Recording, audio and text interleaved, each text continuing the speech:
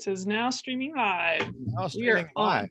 We're on here. So, hey, folks, it's the Change Physician Podcast. I'm your host, Dr. Kevin Cuccaro, with my wonderful co-host, Dr. Melissa Cady. And we are streaming to you live on Facebook for our new series, Monday Motivations. We are switching a little bit from Friday Faves into this new motivational format.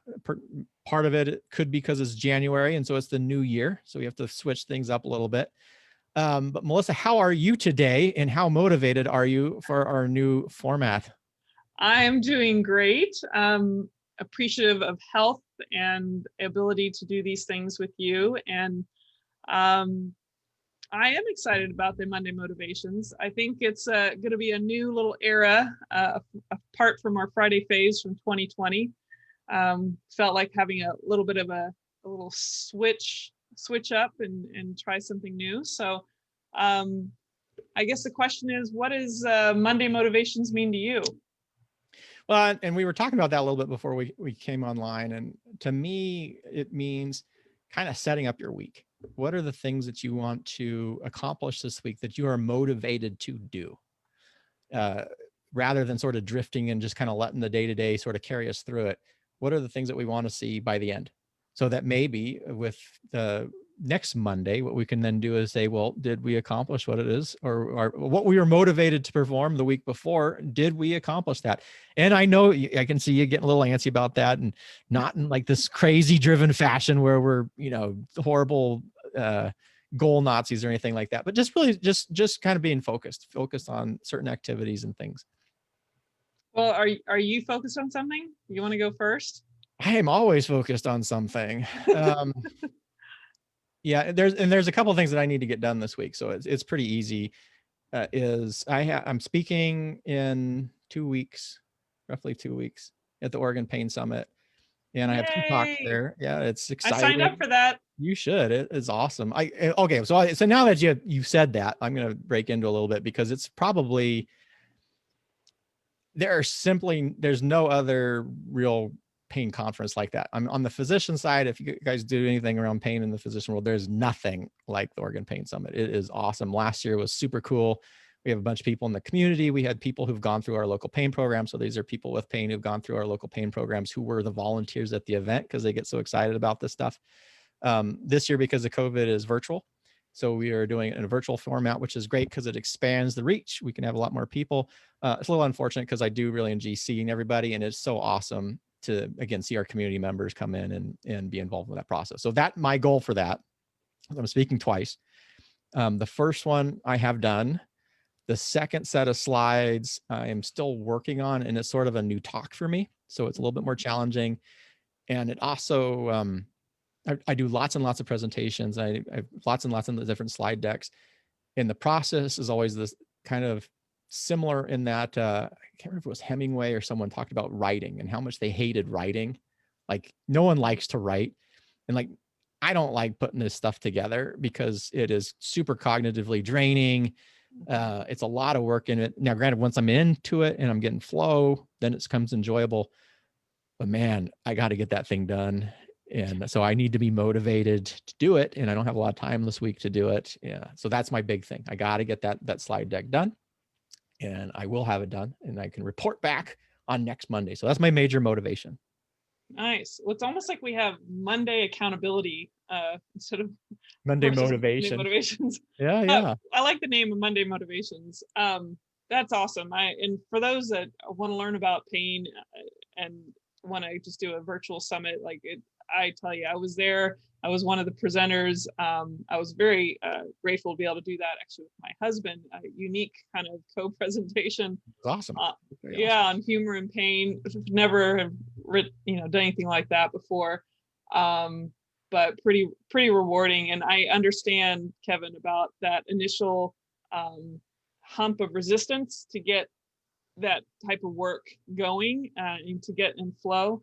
It's funny, you just have to get yourself in that phase and just kind of like, it's just like your to-do thing, like we were talking earlier about one of your family members just gets up and goes to exercise. You just put yourself there, block out the time, and you just start going at it no matter how hard it is initially to get started. I think for me this week, I have a couple of websites. One is my primary. In fact, this little chat is being cross-posted to Challenge Doctor. And so if you're seeing it there, this is actually coming from the Change Physician. And this is our Monday motivations. But I need to send out to my followers an email for a Challenge Doctor, because people sign up just to see what I'm up to, what's going on. Of course, I can mention these Monday motivations too that go on over at the Change Physician and the podcast work we're doing. But I also have a website that I'm trying to decide what the future is, or if it's just going to sit there as an archive. But painoutloud.com, I over the years have done a lot of interviews. It's been a journey of kind of learning more about pain myself and hearing how others have helped others, and starting to realize that there's some common threads that really just are applying to this modern pain science that Kevin is quite privy to, and we love chatting about and get nerdy about. But I need to send an email out to them and give them an update. And I have a feeling my app I might just do away with and just have a online website archive of all the work, because it's hard to just get rid of all the work that you do. But you also realize that as you evolve as an individual and your knowledge and your perspective changes, that sometimes you realize there's a better way to deliver information, and in a way that's a better guide.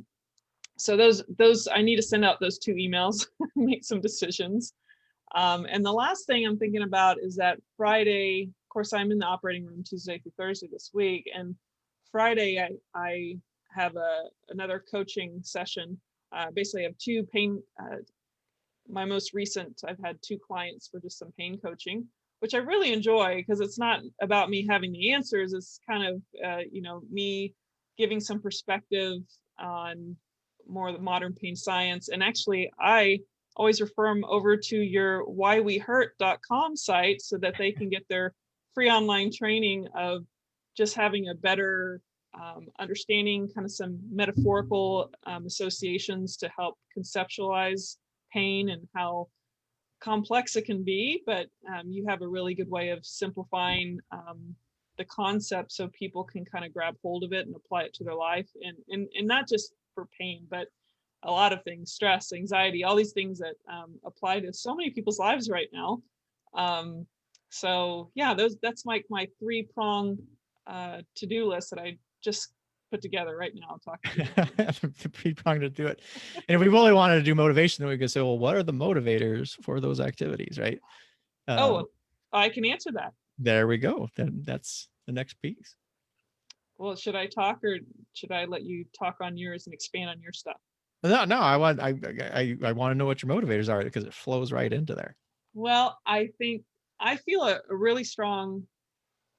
I think I feel a very strong obligation and sense of responsibility to, and it's a whole reason since 2013 I've dabbled into the online space, as I feel this very strong responsibility to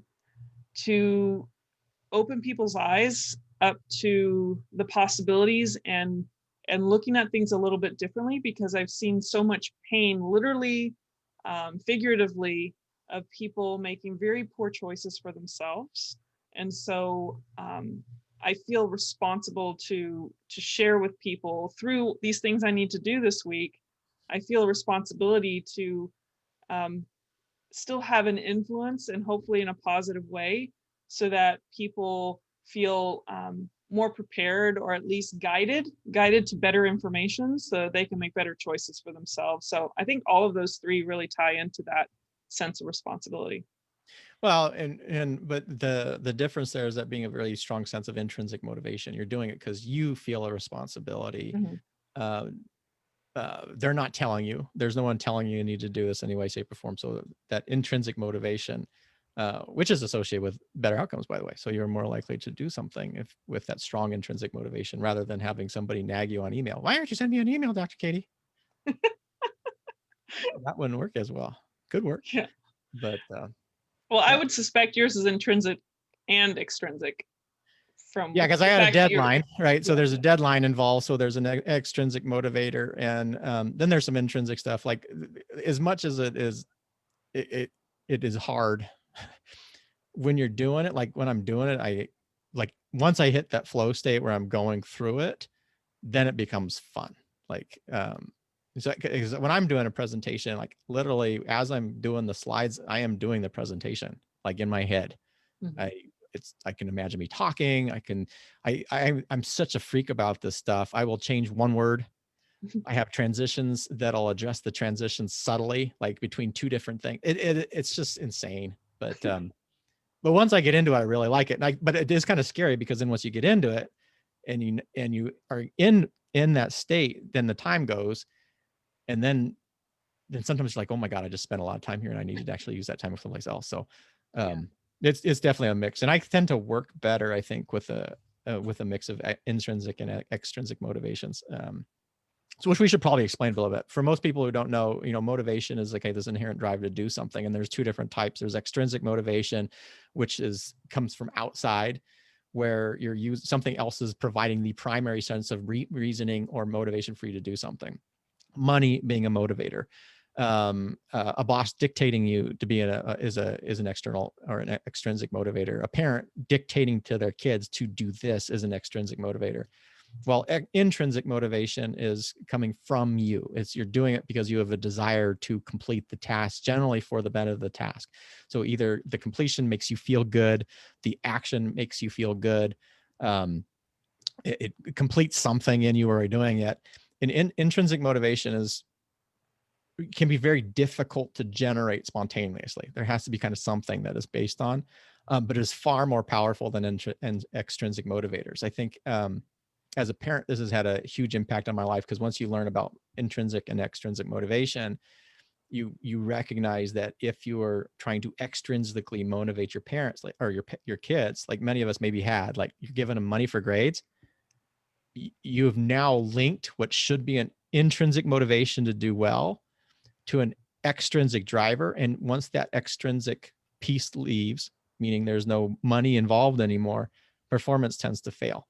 So I guess we could probably do that in future episodes, go a little bit more in the motivational sort of information. And I'm sure other physicians may find that beneficial because it has a huge impact on practice style and how you relate information and engage your patients.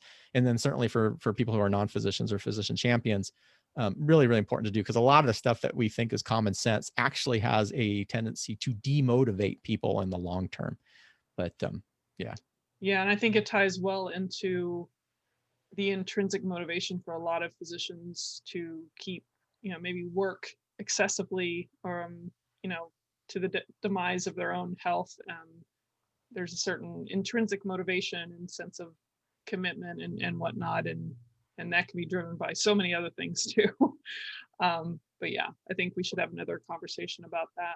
Yeah. Or associated with, sometimes it's extrinsically motivated because they put themselves in a bind where they're drowning in debt. And now they're feeling like they have to do this because of, $500,000-$600,000 in student loan debt.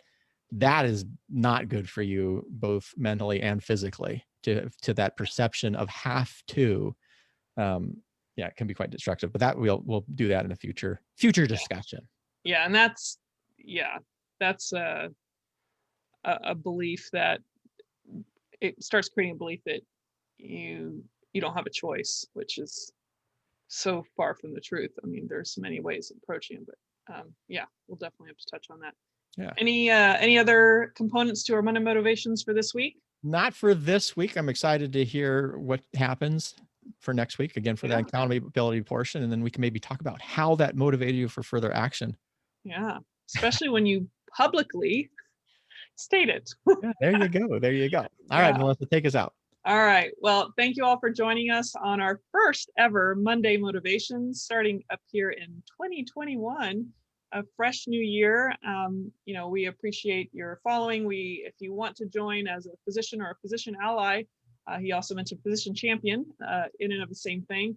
You can join us at thechangephysician.com. Of course, you'll see there all the various venues that you can hear us chat about various topics or interviewing other amazing people about what they're doing in and out of medicine. And until next time, I'm Melissa Cady, the Challenge Doctor, with my co-host, Dr. Kevin Cuccaro, and y'all have a wonderful week. Take care. Take care, folks.